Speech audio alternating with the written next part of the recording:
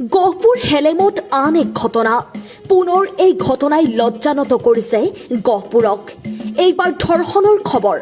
গহপুৰ হেলেমৰ মুকলি গাঁৱত সংঘটিত হৈছে এই ধৰ্ষণ কাণ্ড। এইবাৰ এগৰাকী 14 বছৰীয়া নাবালিকা কামনাৰ বলি হ'ল এটা পাখণ্ডৰ।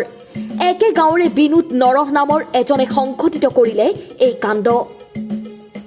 35 বছৰীয়া দুই পুত্ৰ সন্তানৰ পিতৃ আছিল বিনোদ। ঘৰত মাক দেউতাক নথকাৰ সুযোগ লৈ লম্পট বিনোদে কৰিলে এই ঘৃণনীয় কাণ্ড। অতি দৰিদ্ৰ পৰিয়ালৰ কিশোৰীগৰাকীৰ মাক দেউতাকে হাজিৰা কৰিবলৈ ওলাই গৈছিল। সেই সময়তেই নিজৰ চৰিতাৰ্থ পূৰণ কৰিলে বিনোদে।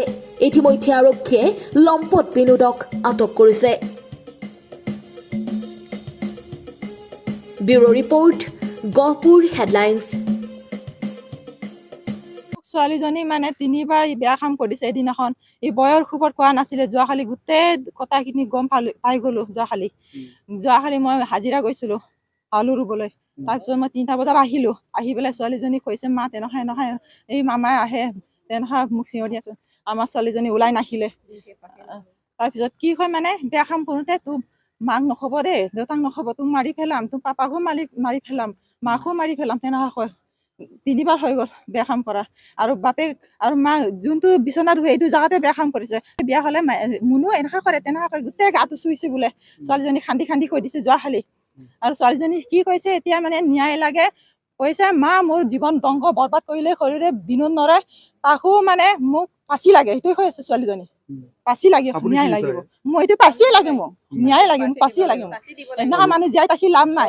মই দুখীয়া মানুহ, মইতো হাজিৰা কৰিব যাওঁ, বাপেকো যাওঁ।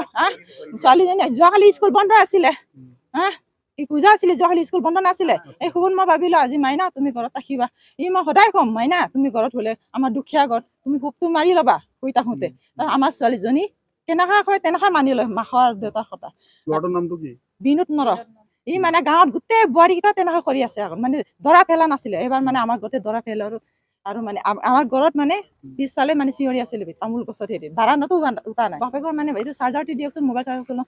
মোবাইল চাৰ্জাৰটো খুলি দিওঁতে মানে পটককে ভিতৰত সোমাই পেলাই মোবাইল চাৰ্জাৰটো নলোৱাকে মানে গোটেই গাটো মানে খুলি দি কাপোৰ চাপোৰ গোটেই মানে খুলি দি পেলাই বেয়া কাম কৰি দিছে ছোৱালীজনী 3বাৰ। মোক ন্যায় লাগে, মোক ফাঁচি লাগে, ন্যায় লাগে। বিনোদ নৰক মোক ন্যায় লাগে, মোক ফাঁচি লাগে, মোক লাগিবই লাগিব। বিনোদ নৰক ফাঁচি দিবই লাগিব। মোৰ ছোৱালী জনমটো আকৌ মোৰ পাম নাপাম নহয়। আকৌ এবাৰ এইটো বয়সটো পাম জানো? মই কোমলীয়া বয়সটো আকৌ এবাৰ মই জনম দিব পাৰিব জানো? নাপাম নহয় মই এইটো। ঘটনাটো মা দেউতা নথকাৰ সময়ত ল'ৰাজন আহে বোলে, বেয়া কাম কৰে। ছোৱালীজনীতো সৰু ছোৱালী, তাৰপিছত 13 বছৰীয়া ছোৱালীজনী মা দেউতা মানে চাই থাকি মা দেউতাকলৈ যায়।